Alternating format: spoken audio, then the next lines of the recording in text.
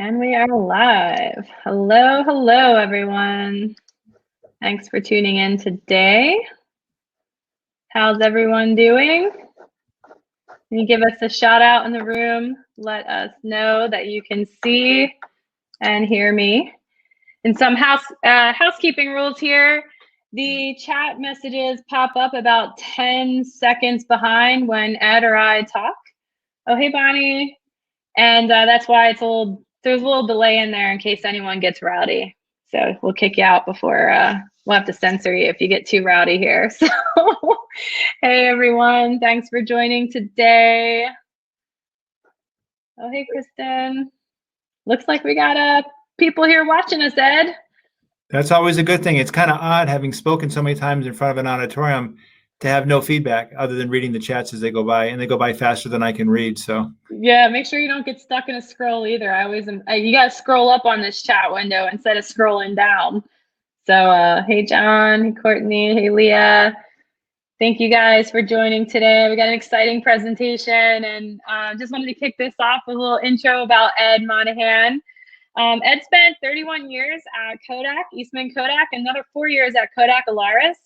And in that time, he has built a whole lot of experience in the global photo markets. And let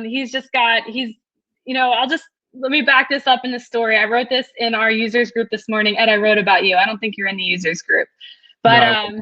But I wrote about this morning is that 6 years ago, I saw Ed do a presentation up in Rochester at a Kodak DP2 conference. And in your presentation, it was really enlightening. It was all about this next level consumer that we had to worry about that was coming, this millennial consumer and the way they connect and what their demands were going to be.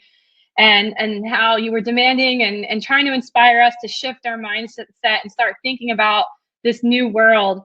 And it really inspired me to think completely different about volume photography, because that's where I was working. I was working at a photo lab at the time in the volume space. And your message was just loud and clear. And I just remember you saying this one part where you're like, one day you're going to be a photographer behind the camera and you're going to snap a photo, and that photo is going to go right to mom's phone, and she's going to pick the best one and she's going to order. And that's how kind of you just envision this whole workflow. Like you're saying, this needs to be out there. I was like, yes, that's what we need. Like, why isn't it like that now? We need technology. I remember that. I do remember that. I'm at math. And that one little bit just stuck in my head, that whole conference. And I watched everyone's presentation. That one little bit just stuck with me. And I'm like, like that makes sense to me. And that's where we needed to go. And so, 3 years later, I met John, and the whole Photo Day thing started, and you came on as an industry advisor for our team at Photo Day to really help us understand the consumer demands and, in this market and what we need to be looking at. It really helped us start a really great product to be able to do that. So I'm really excited to share Ed's insight with everyone today. So thank you, Ed, for being here and so willing to share all of this during these times with everyone. Thank you very much. I look forward to sharing, and hopefully it'll inspire as it inspired you, and it'll inform. Yeah, that's what we're all about. Thanks, Brian, for being on your best behavior during this webinar. So I'm surprised you have your real name in the chat right now. So how about we just kick this off where it's going? This all started with Ed and I were just chatting on the phone, and we're talking about, like, what is it going to look like, in this world as things start to resume to normal? What's going to change? What do we need to look out for? It was such a great conversation. We're like, we need to turn this into a webinar and share this with everyone, right? Can you explain that a little bit, Ed? Like that day, like how it all came about? Like, what have we been thinking about? What have you been thinking about during this time? Yeah, and you're too young to remember, but it reminds me of the film The Digital Transition, where there was a disruption and a discontinuity of a proportion the industry had never seen. And I think we're seeing with COVID, the imposition and restriction of movement and interfacing and engaging. And I think for some, there's going to be a stress test of things they never would have done on their own without this, and they're going to learn some new behaviors. I think society is going to be a different place where lifestyles are different, attitudes are different. We were talking in a previous call this morning about the economics of unemployment. And, GDP, unemployment have always been leading indicators of the health of an economy or of a market and the opportunities that the consumer confidence is based on.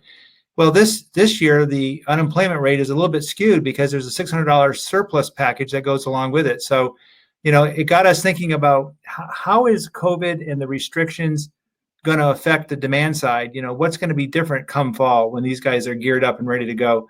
What's going to be different from a supply side as they have to embrace these new lifestyles? But, we're all aware of Zoom, right? This is a webinar, it's not Zoom, but who on the phone hasn't, or on the webinar has not Zoomed with somebody, family, friends, church, business, etc. We sequestered people to work from home thinking it would be a temporary experience. I believe personally 10-20% of those that work from home aren't coming back to the office, not ever, unless there's a mandatory meeting. So I think as we go through this next hour, we'll talk about the ways that people have adapted to restrictive behavior, to contact restrictions, and certainly the spring, the absence of graduation, the grip and grin photography, the absence of spring volume shooters, all are going to have an effect that we'll talk about, Lisa, in terms of demand. Is there going to be a bounce this fall? Are people who are denied spring portraits going to be pent up and wanting even more in the fall? Is the stay-at-home sequestering giving people time to do projects they never would have done otherwise? Are photo books more popular now than they were 6 to 7 weeks ago? So it's really a long way of getting to is putting it all together. It's looking at the behavior, the attitude, the implications at a societal level and an industry level to try to figure out what can we tell our audience today to be prepared for this fall. Our buy rate is going to be up or down. Our pricing going to be up or down. Is the order envelope still going to be in vogue, or is it going to be time to move to the phone? So a precursor to where we'll go in the next 45, 50 minutes.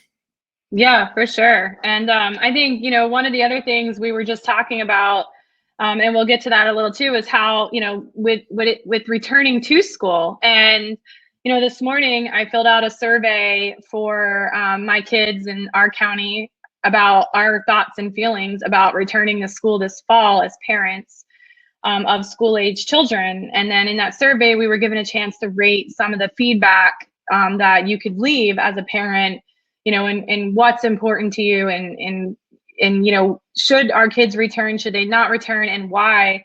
And I mean, a lot of that feedback was, I'm not real sure.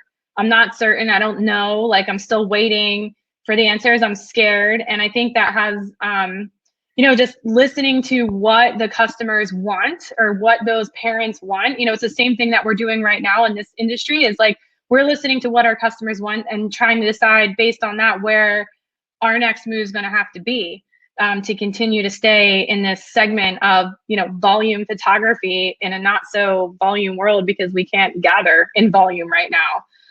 So it's like everything is so different right now. It's so crazy. So let's talk about demand a little bit. What do we think of, the consumer demand, like as this returns, Ed? What's going to be important to them, or how they're living their lives differently now. One of the things, go ahead. No, go ahead. I said, one of the things that I noticed more than ever is that, people, when we first released Photo Day, a lot of studios were concerned that parents weren't tech savvy enough to order online. And guess what? In the last 2 months, everyone just became tech savvy with Zoom to connect with their families, with grocery delivery, with distance learning and figuring all that out, and how to submit assignments online. It's like we were all forced to become tech savvy and learn all these new solutions to be able to thrive during this time and connect with people.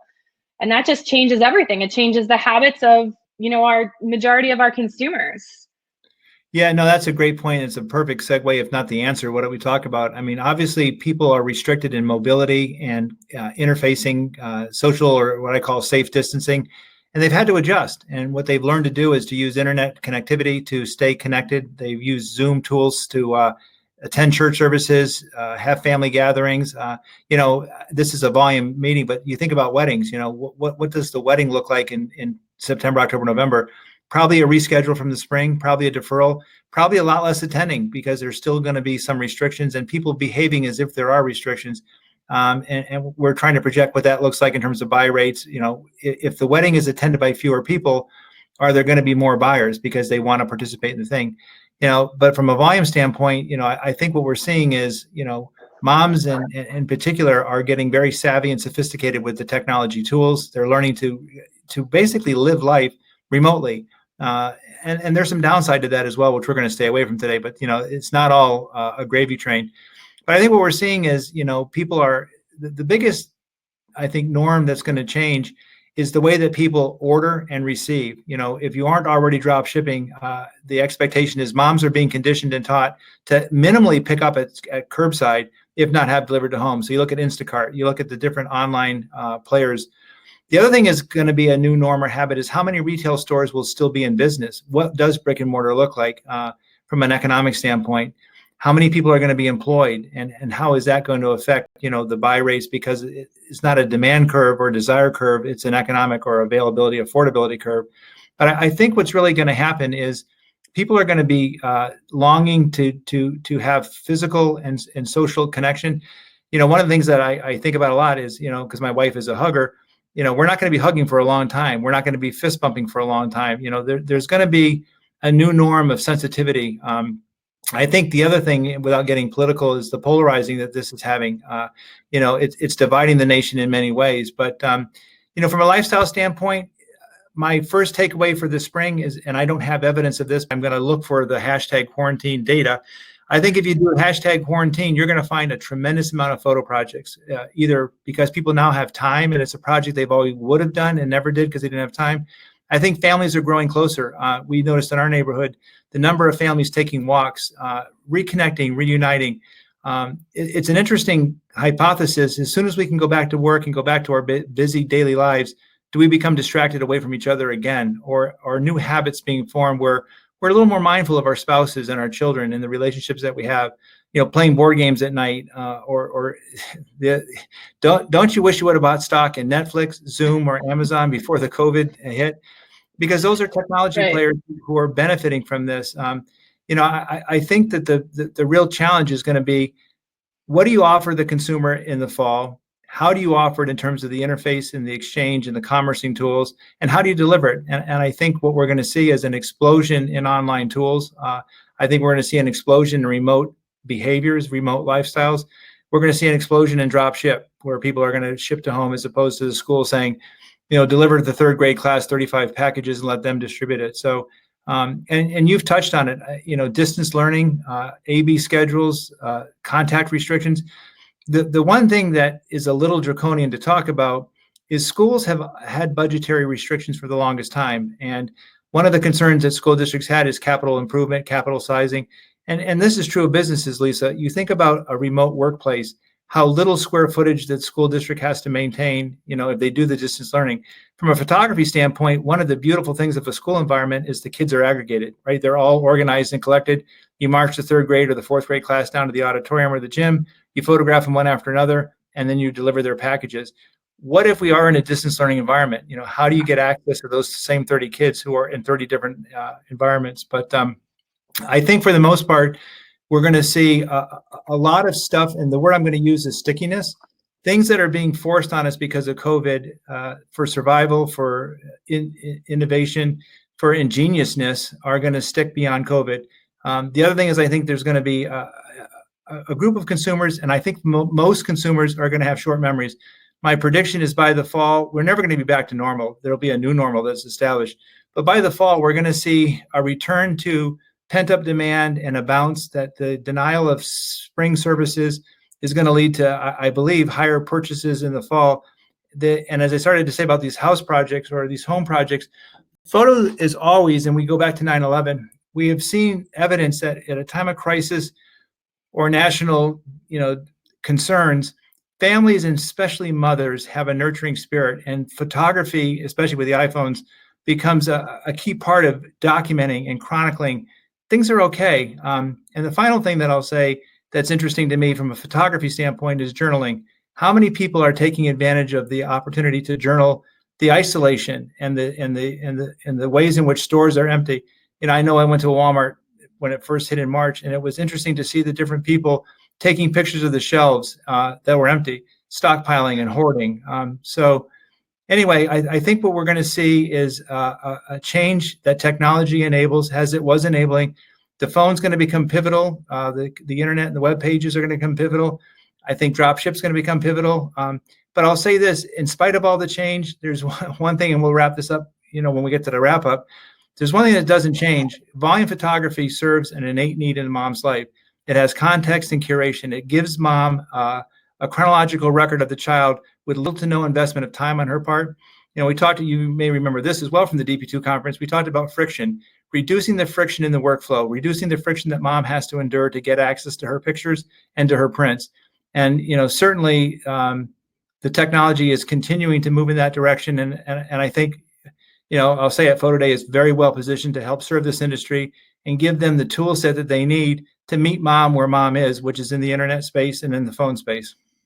Yeah, I think, a great thing I pulled out of that, Ed, and that was great information to share, was, the community aspect. The communities are closer. Your local community is closer than ever, and family is important. It's, one of the conversations I've had with my friends during this time is some of us were like, we don't want this to stop. We like sitting out in the driveway every day, watching the kids play up and down the street, doing our little social distancing. We've all been in quarantine now for 2 months. I've lost count of time now, but it's just like, we've been in quarantine so long. We're in our little group, and the kids are getting closer with other kids in the neighborhood. The families are getting closer together. That sense of community is ultimately what drives these organizations that we're supplying photography for. And that's just going to continue to get stronger after that. And then the value of the print, the value of these images that are being created for these, right now, Lowe's and Home Depot is like the hottest spots to hang out at. People are remodeling, people are decorating their houses, and I'm wondering, I'm thinking to myself, like, I wonder, what's going on at Shutterfly, if people are ordering photos and they're doing frames, and because they're repainting and redoing their rooms and reorganizing. Like, I'm wondering what's going on over there right now, and what types of products are being ordered on that consumer level. I know at Photo Day, and I'll just switch us over to the next slide. But the one thing that we have noticed, and the one thing we were able to look at this data, is in the Photo Day world, how much the average order value has increased during quarantine, which is significantly, when you look at Q1, coming off the holidays, first of the year, and winter sports and early preschool and elementary school, average AOV of $39 versus Q2 after quarantine.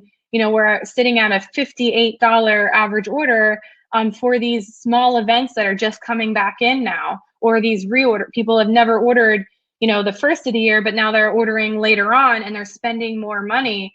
And that number was like, that was really, like, I looked at it, I'm like, wow, they are spending more. They're buying more, they're spending more. Maybe they need more prints to decorate their house with or share with family. I don't know what it is, but that gives me personally a lot of hope that when we do start figuring out what this new picture day is going to look like, how can we change the way we're connecting with customers, our marketing messaging, as well as the products that we're selling, to kind of fit into their mindset, what's going to matter to them.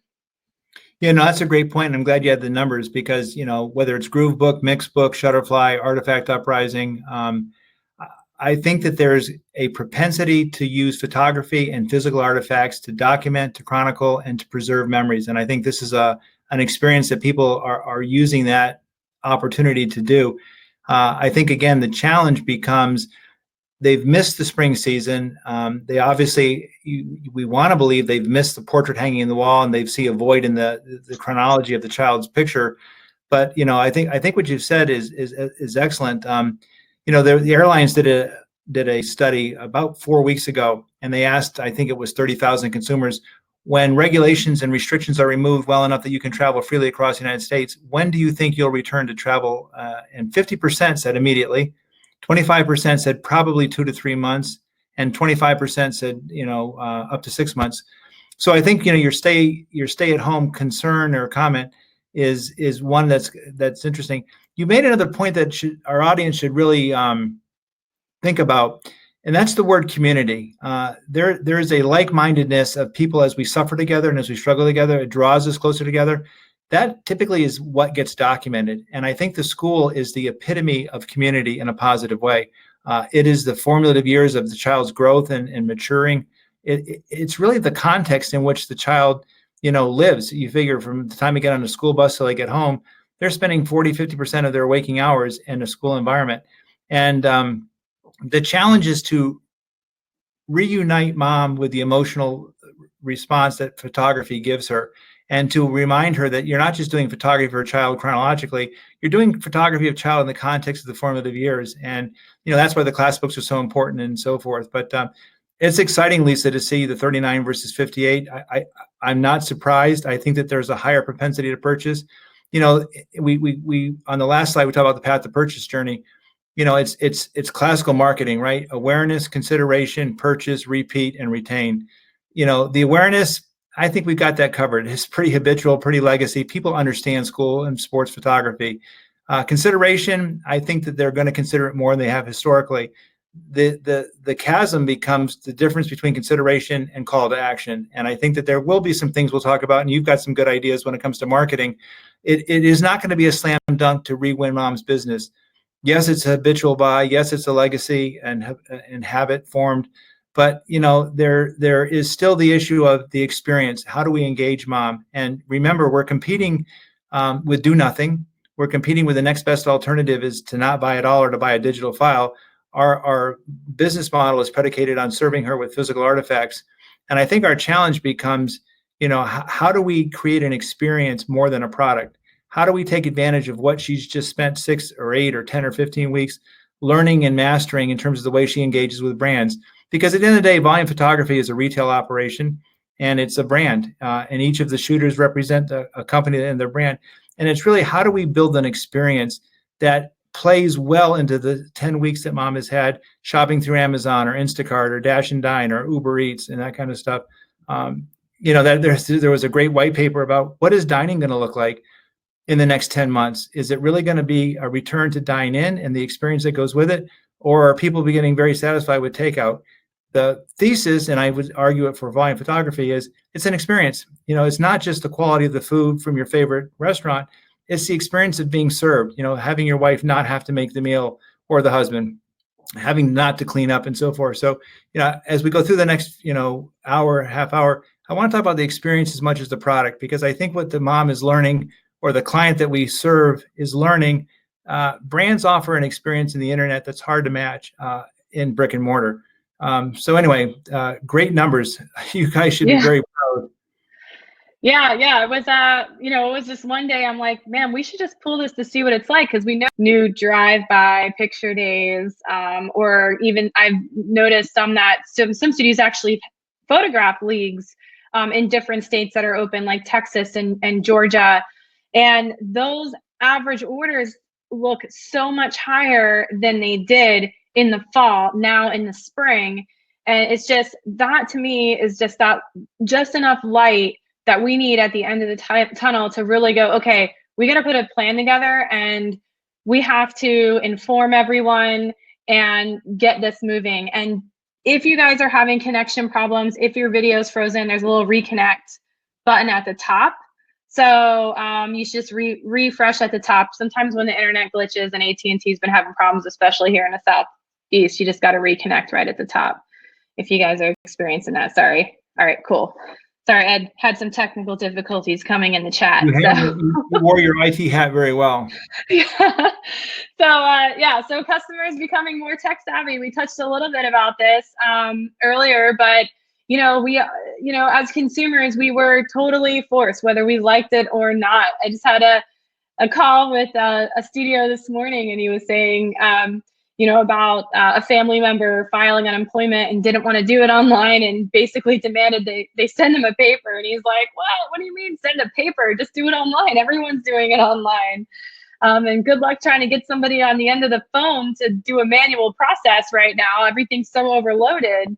It has to be, efficient. It has to be online to account for the limited staff and the limited resources available. In this new remote work environment, everything just gets more efficient. I think, with customers becoming more tech savvy, that just makes it a lot easier in our industry, in our space, on helping convert from those paper order forms, a traditional purchase method, to an online environment. It just gives you a leading edge there. And you make a great point, Lisa. A lot of things that ultimately are a better mousetrap are resisted by some percent of the population out of fear and uncertainty and doubt. What COVID has done is it's forced us to confront things that we might otherwise have avoided. And then we learn, to our surprise, it's a better mousetrap. It's a much better mousetrap. There was a chart that was shared with me the other day, e-commerce over the last 10 years, and up until March, it's steadily eating up the percent or a mix of all retail commerce, more and more moving e. And then you get to March 11th, to March 12th, and it spikes disproportional. I mean, like we've never seen. I think the tools based on adopting a better mousetrap are going to carry into the fall. And I know we've preached this for 3 to 5 years, and I know the order envelope and the prepaid package are comfortable, and they appear to drive the call to action in a greater way. The reality is, I think one of the major changes in norms is going to be the dependency and reliance on the internet and brands that are available on the internet, brands that make themselves, and not just available in the sense of ordering. It's basically, how do we search for products? How do we discover the benefits and the values, the availability? And that's back to the path to purchase. So, one of the expectations is we will see a much larger percent of orders desired or demanded to be done, and I'll say online, inclusive of the device that you reach the online world with, whether it's a PC, a laptop, a phone, a tablet, et cetera. But I think, teledoc and doctor's appointments being done through Zoom, I think, and it's been said, and you said it very well, we're learning new behaviors not because we want to, but because we have to. And some are going to have a lasting impression. They're going to carry well beyond COVID. I don't think everyone's going to wear a mask for 5 more years. I don't think everyone's going to fail to hug and shake hands. I think there's going to be a return to some of the normatives that marked our society. But I think things that involve an interface and an engagement. And I think the other thing that we're learning is the experience. It's more than a functional use case where I go from A to B to C and I effectively create an order. Maybe ordering your groceries is that way, but there are brands that are, offering a compelling experience.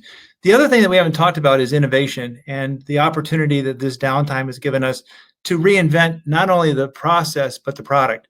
And I don't have any good examples, but boy, if ever there was going to be a breakthrough in moving from 5x7, 8x10 to, water bottles and blankets, to canvas, to wraps, to metals, to acrylics, now would be the time. You mentioned how is Shutterfly doing? How are these companies doing? What little we do know is that they're working on innovation because they expect to not only have a different process of serving the consumer come the fall, but they expect to have a different product set. So I think, again, customers becoming more tech savvy, born of necessity, and necessity is the mother of invention. But whether it's doctors, groceries, retail in general, we're all learning how to cope with the isolating effects, and yet we need to eat. We need to do. You mentioned home improvement projects and photo projects. So really, a nice summary there. And the distance learning, well, it's going to get there eventually. It is the way of the future. The same way Amazon overtook brick and mortar. I don't know if it's 5 years, 10 years, or 15 years. Hopefully, some of us will be retired by then. But the day is coming where the brick and mortar school will be as much under pressure as the brick and mortar retailers. And most are probably aware JCPenney's just announced for bankruptcy. So, a major retailer for the second time going back into bankruptcy. Yeah, and it's been very interesting to me just as a parent in our local community and part of the PTA and going through this and trying to help our school get up to speed with distance learning. The first couple weeks I was doing a lot of support for trying to help the teachers with streamlining their, getting the assignments in, communicating what the students really needed. I put out a little survey on my Facebook page. I really wanted to understand how, how this whole thing is affecting the kids. Do they like it? Do they hate it? What do they wish was different? And it's almost like the education industry has kind of been the same, going to the classroom since it started. And now this just kind of forced this innovation, like you said, Ed, to think differently, but what does it possibly solve? If we don't return to this normal, school, this normal education where they're actually going to a class, if we don't return to that, what opportunities does the education industry have? Like when there's already teacher shortages happening, there's already overcrowding in schools, distance learning could solve a lot of those things, solve safety in different communities. There's so many great benefits to it. But it's also scary knowing in our industry that we really depend on all those kids to be there in that class for maximum participation to execute a successful picture day. How do we adapt to that? Just like grocery stores adapted to online shopping and delivery, just like doctors have adapted to those regular follow-up appointments in an online app world to keep people, at-risk people, at home and safe. And then the schools are adapting to keep the children safe and their staff safe. But how does the photo industry adapt to that, just similar to how all these other industries are doing it? And a couple of the ideas that we've seen so far with the Front Steps project for family portraits, in addition to these new drive-by picture days, because what we do know is that parents still want those photos, right? We just got to get way more creative about how to execute this volume picture day. If it's not that easy for us anymore because everything's changing. Yeah, and I see Brian's comment. I could spend an hour talking about JCPenney, and they hired an Apple executive and they took the store to a place that made no sense. And so there's a great learning in what not to do with JCPenney, and they have definitely been in trouble. You make a great point, Lisa. One of the things that's going to happen, we heard a lot this spring and even last year, schools would like to have an operation where the photographer is allowed to come in, organize the kids, photograph them, but no order forms, no handling of money, take that away from the schools. That would be a hard thing to have made a change until COVID came along. So I think you're going to see, as an example, more and more schools suggesting that it's not protocol because of the COVID virus and transmission and contact restrictions, to have money and order envelopes administered and handled by the teachers. I think the distance learning is an excellent example. I think the businesses are going to experience something different where they look at the size of the capital that they have to have 100 employees and 100 offices and all the stuff. You start to work from home, you get much lesser square footage. But, I think you said something very important, and it was said very quickly. The business that we're in is photography. We happen to be photographing children at schools because it's an infrastructure that's well organized and it lends itself to the business models that we have in place. But, at the end of the day, we're doing for mom a service. We're taking a picture of her child that captures the emotion, the persona, the elements of the school educational process, and we're organizing that content on an annualized basis. I'll say it again, we said it 5 years ago, you got to take friction out of the system. And I've seen some of the comments here going in the chat box. There is friction in writing checks and in managing credit card balances. Who isn't using PayPal these days, or Venmo, or the Apple Pay? So the evolution that we've seen, and it's interesting because a lot of this will be attributed to COVID. The market was moving in this direction, as you and I have talked, Lisa, for the 6 years since we met. The market was moving more and more online, and Amazon was leading the charge. And as I'll say it again, it isn't just a functional use case to explore, discover, order, and receive. Brands are learning to engage their customers. CRM was really the rage, customer relation management. The opportunities are endless. And I think what COVID is teaching us is it's a very crowded market space. Yes, there'll be fewer brick and mortar players as they come out the other end. There'll be fewer restaurants. There are going to be casualties, right? Some businesses are not going to sustain themselves coming out of the end of a 12 or 15 week absence of income. But a lot of this is an extension of what we were already seeing. And I think what this does is it pushes people over the edge. Yeah, for sure. Whew, it's going to be a lot different. Let's talk about how this affects studios right now. What's going on with the studios, with you guys in general? You're obviously having a hard time being able to, depending on where you're at, what state you're at right now, to even organize an event, to produce those images to sell. And then, obviously when we are moving to an online world after this, or if you're even considering it right now, if you've never done it before, quality becomes so super important. Quality of your images that you're creating to get those views converted to sales, because you always in the online world, you're presenting those images first and then they're buying them. So if you don't want mom to take a better photo from her cell phone than you can take with your camera. So you got to step up the quality of your images, the lighting, the compositing of your images. They just have to be really great, which, in an online world and a lot of workflow solutions out there, including ours, we're eliminating a lot of that friction to allow you to focus more on the imagery and creating those amazing images to present in the storefront. And then of course the remote assistance, like, a lot of studios, I have a few close friends that have completely vacated their physical studio locations during this time. They're done. They're not going back. They're like, this was kind of like the nail in the coffin. I can do everything I do remotely now. I don't need a physical location. And that made them, connect and implement different technologies into their business to allow for that remote workers, so they can collaborate remotely with everyone, together to make sure the projects are getting done, to make sure the marketing's getting done.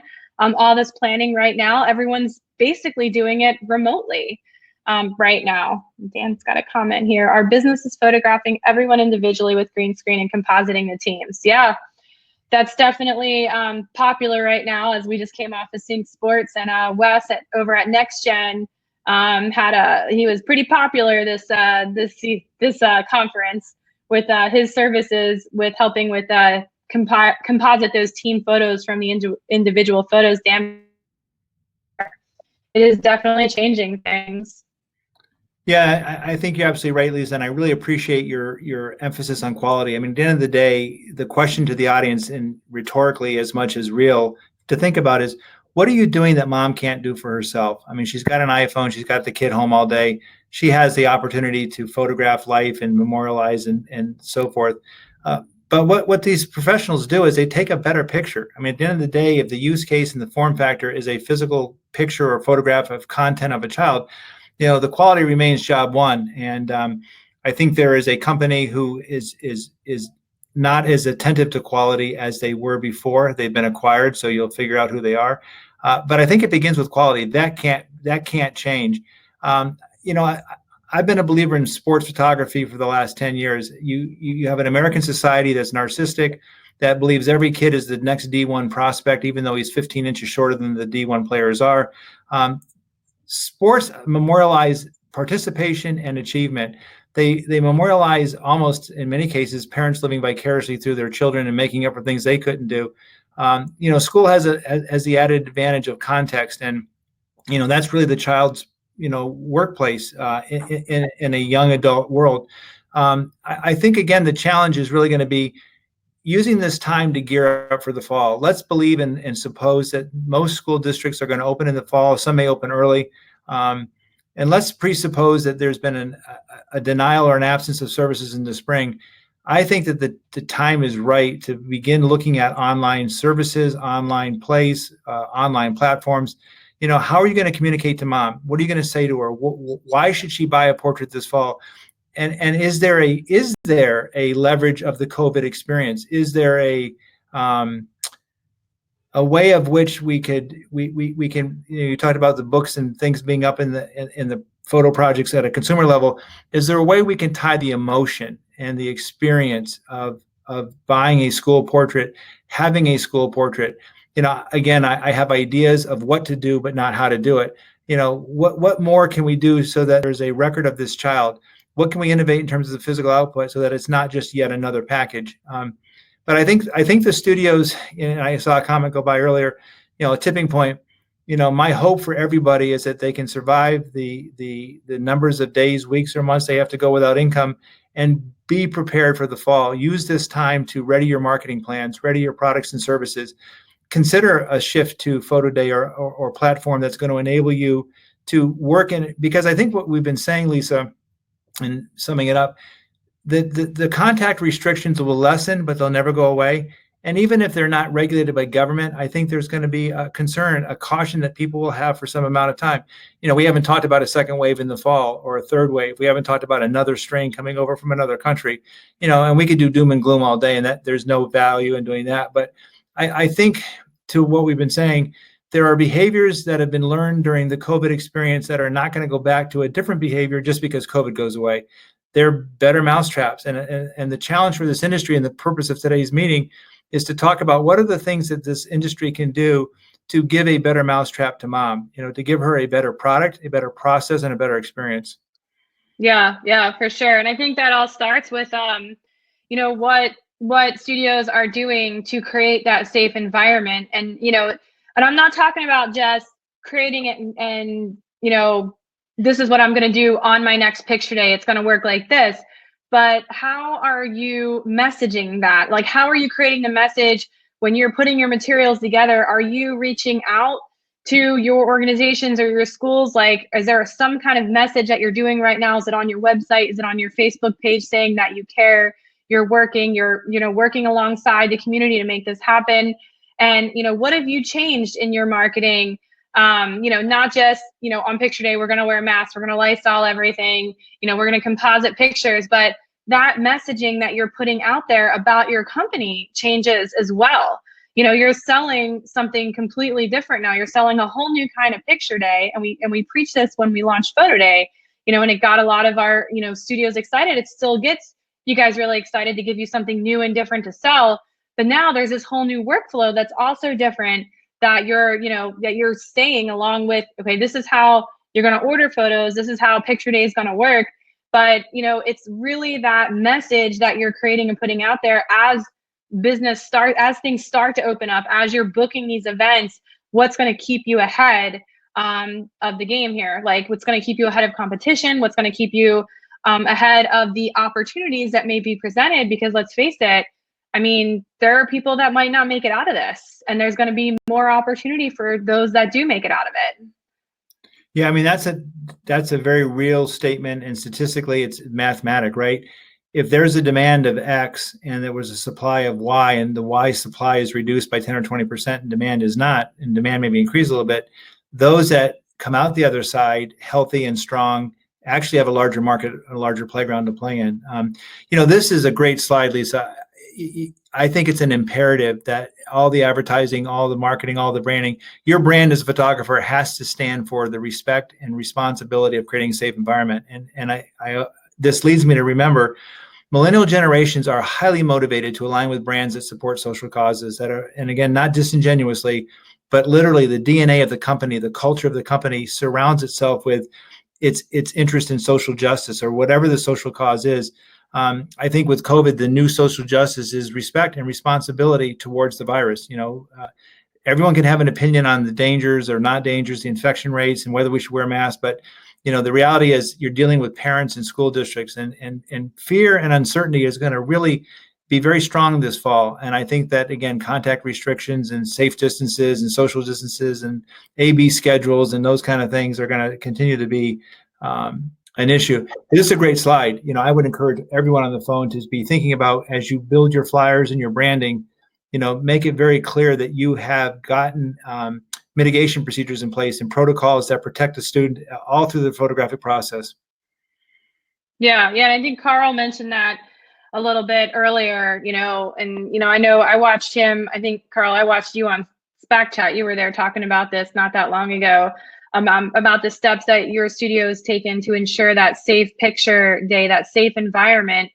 And, as things start to return, I know I posted a link in, the users group. What are the high school sports doing to promote a safe environment? It's like everyone's aligned on that same message. You got to make sure you're prepared.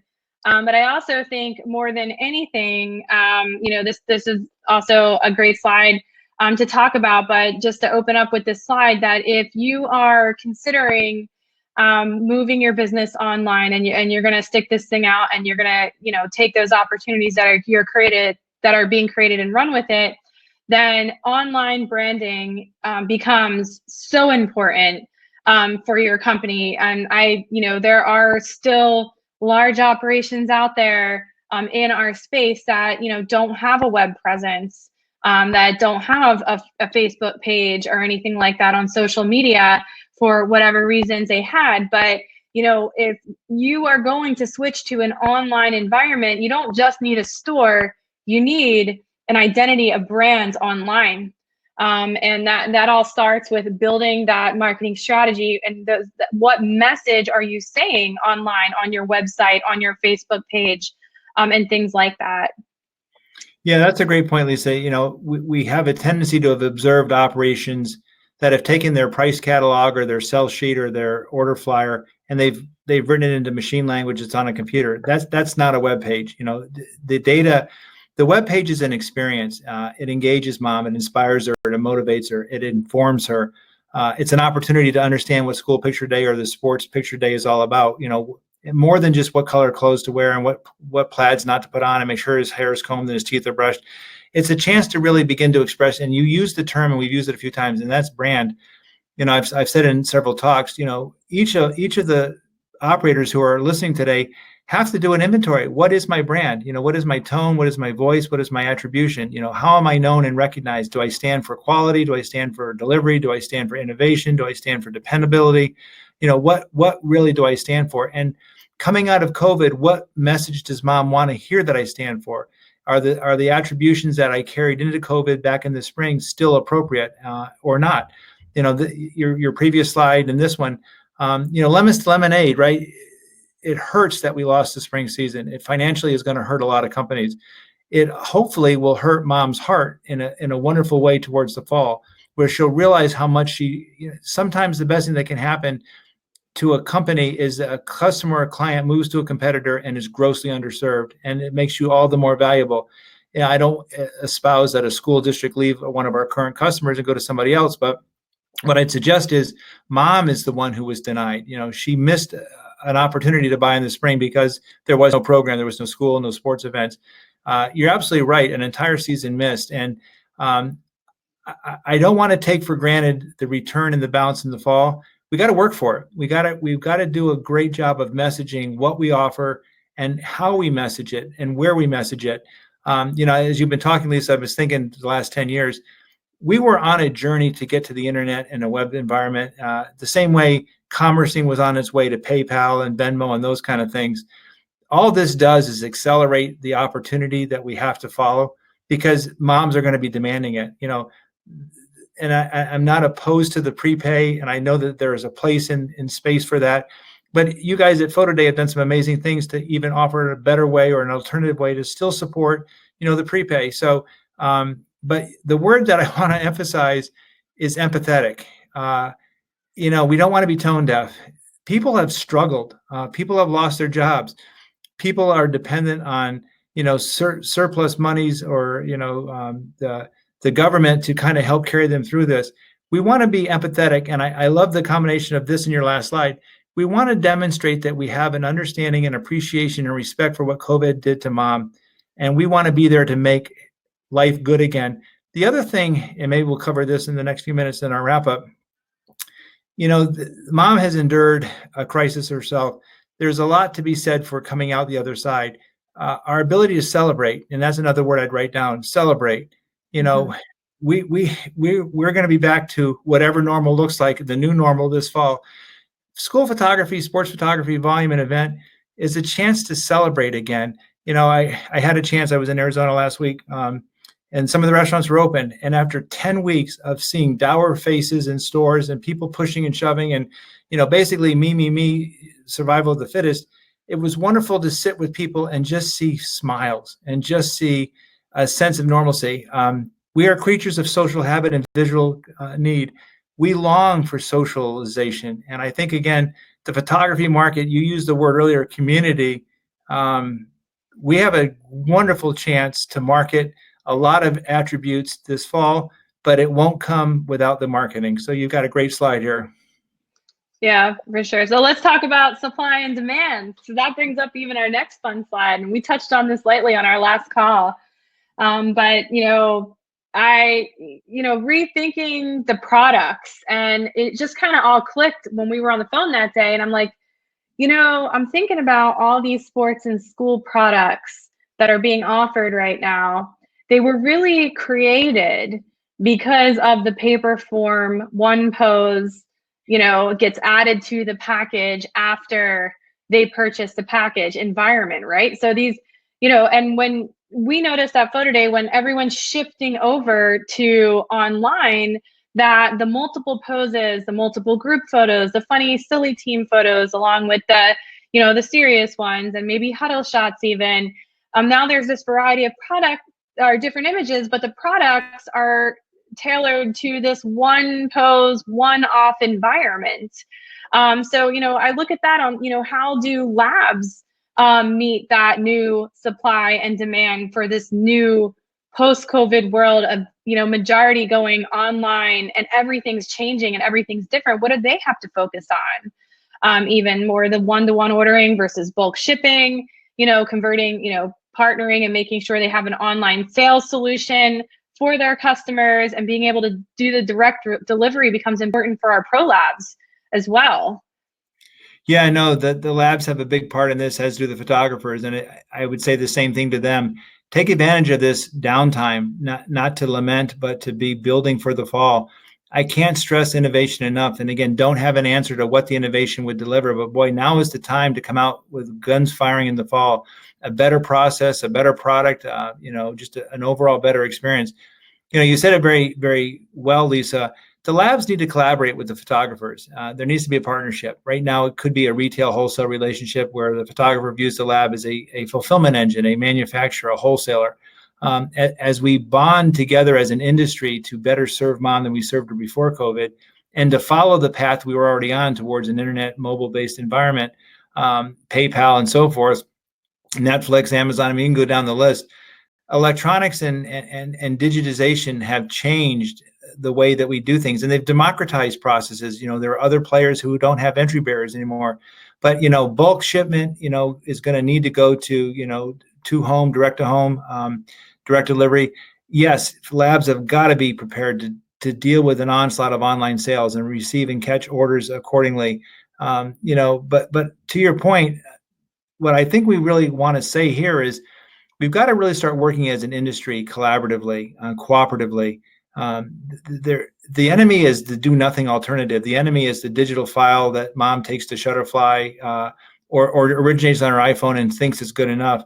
The sum of the whole has to be better than the sum of the parts. And I think, again, for the labs, innovate for your photographer partners, conceptualize new ways of serving the consumer, new use cases. You made another point, Lisa, that brings me back more than 10 years. But when we first launched the LED and the CRT printer, we discovered that all we were doing was making an 8x10 with a digital print engine, as opposed to an 8x10 with an analog print engine.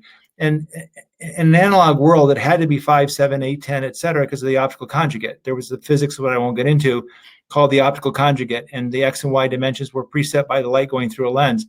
In a digital world, you could make anything you want, as long as the paper width, and we've seen that with EP engines and the surfaces and the substrates that are supported. Now is the time to take advantage of technology. But I think what we all have to recognize is mom is being conditioned more and more to have convenience and have comfort, order from home, deliver to home. How does that look in a portrait world? What does that really mean from a photographer and lab standpoint? Order from home, produced somewhere, and then delivered to home. Instacart, the lab becomes the Instacart, if you will. So yeah, pretty much. Yeah, that's basically what it could look like for sure as things start to return. So I think this is a great way to go right into our summary here, for what you guys, what we feel like you should take away from this. And I know that I took away from our chats, Ed. Obviously I already brought it up, but the brand trust for an online world. If you guys aren't working on that now, today, after this webinar, go start. Like, that's where you need to be right now, is, getting that Facebook following on social media for your business page, building a functional website with that empathetic marketing message, just saying how you're changing picture day moving forward. That becomes, to me, the number one priority right now that every studio should be focusing on. And then, obviously communication. Communication is a big thing, back and forth.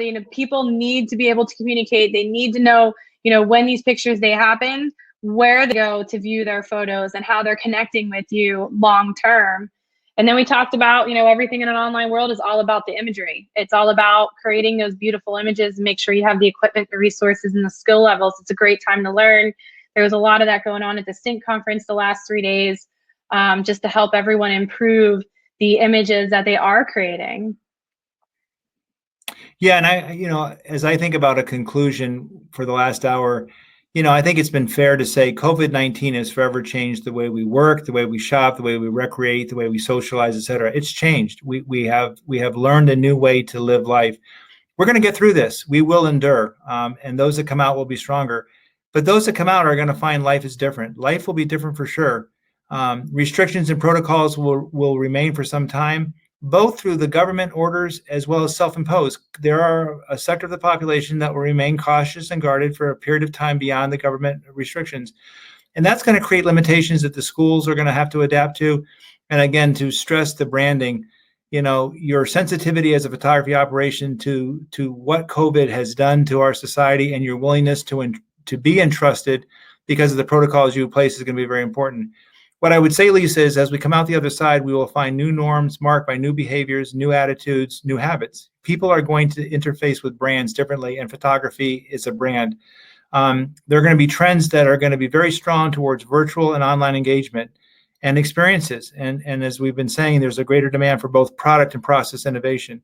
What emerges on this fall is going to require adjustment and adaptation by those who serve these new markets, focusing on the health and safety of the staff that you have in your lab or your photography operation, as well as the children and clients that you serve, and catering to new demands and value.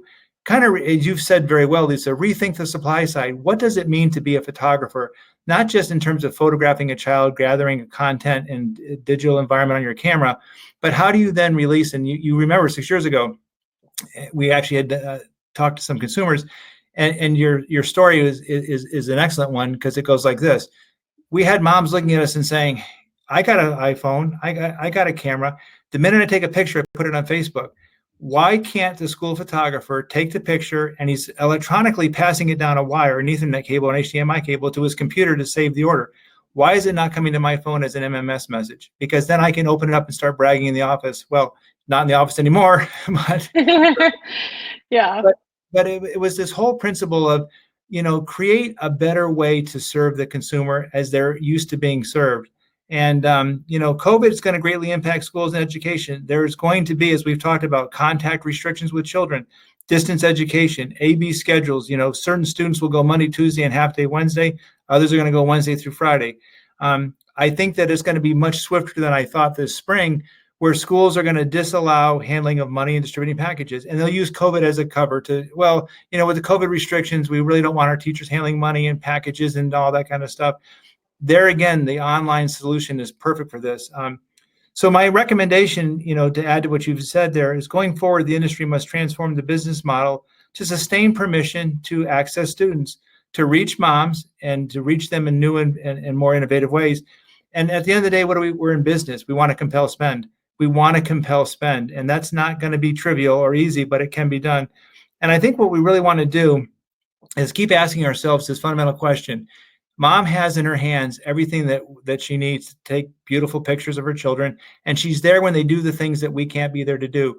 What do we then have to do differently? And historically, it's been the form factor of the output. There were canvas and metals and acrylics that you couldn't get at a retail environment, and so the professional lab became the partner to the photographer to innovate and to create value add. That's changing, and it's going to continue to change. But the thing that you struck on me late last year, nobody needs to print. At the end of the day, nobody needs a print, but yet there's a tremendous reason to have a print. And it's up to us as an industry to remind mom and to remind parents, you will get more satisfaction and be better served with a physical artifact than in 5 years looking for, in fact, I talk about technology obsolescence, people that have their whole kids' lives on a VHS tape deck, or even DVDs are becoming obsolete as we go to, various forms of in fact, most laptops today don't come with a DVD player anymore. So I think that stands out to me, Lisa, as the challenge to this industry. Nobody needs a print. So why would they want to print from us? Fill in the blanks. And as we fill those blanks in and we compel moms to purchase, it's going to be good. Again, I'll close by going on record. I think this is going to be a bigger fall than we thought. I think we have an opportunity to use the spring's denial to opportunistically sell this fall. And I love that word sell. We overuse the word market, but I love the word sell. So great job, Lisa. You guys in Photo Day have done a tremendous job building a solution for the market. We lost Lisa.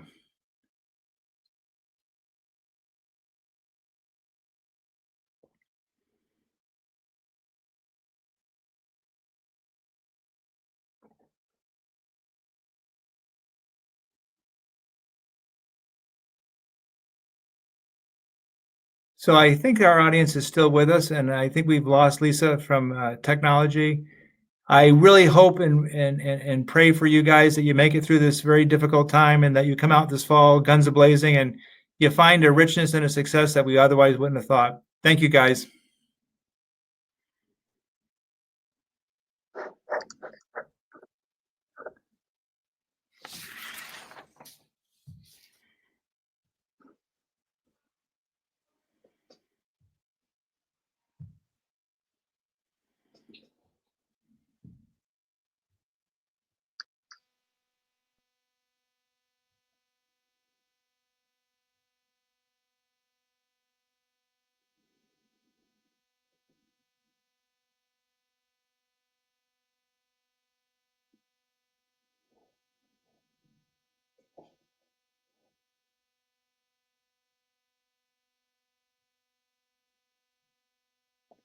The answer to Bonnie is yes, I'm still in Rochester, though I'm moving to Arizona probably in July sometime.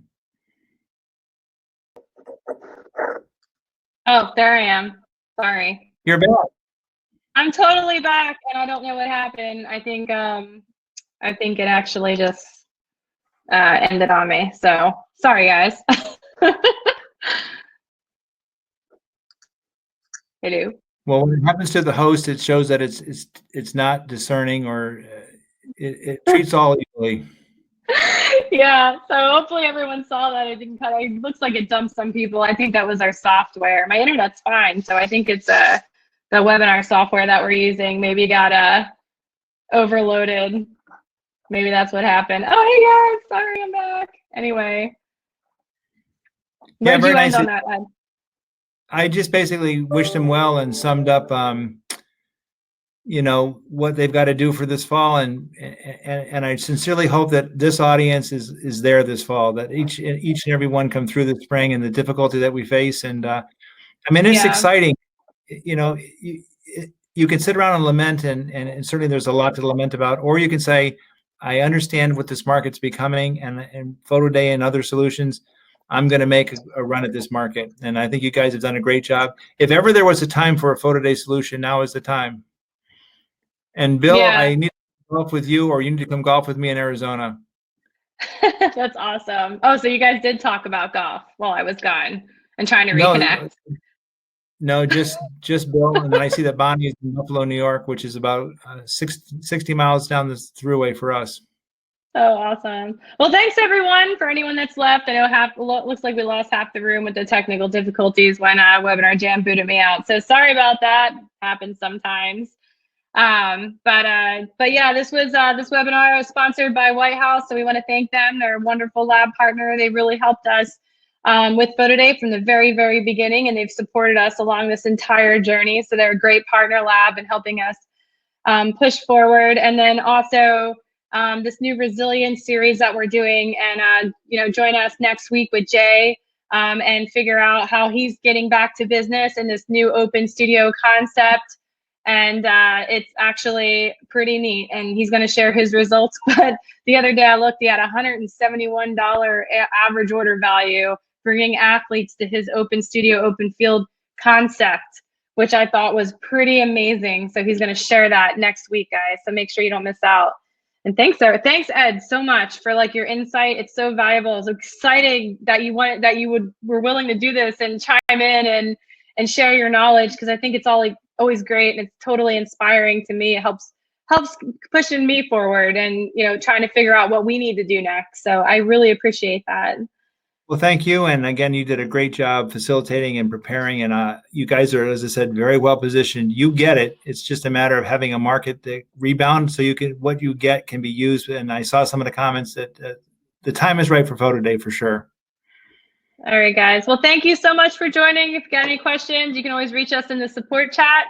Or as always, my email is lisa@photoday.io. I'll just type it in the chat. If you got any other questions, I am more than happy to help out. So have a great, wonderful rest of your day and week, and we'll talk to you next time. So thank you. Thanks, Lisa. Bye-bye. Bye.